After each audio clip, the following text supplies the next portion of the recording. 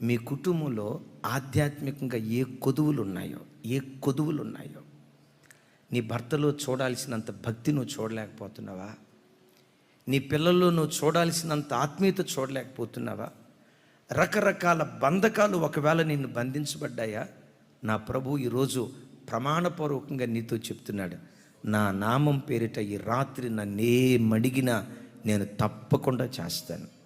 ఈ వాక్యం వింటున్న నీ బ్రతుకులో కొన్ని సంవత్సరాల నుంచి కష్టార్జితమంతా సిల్లి సంచిలో వేసుకున్న డబ్బులాగా మిగిలిపోయిందేమో.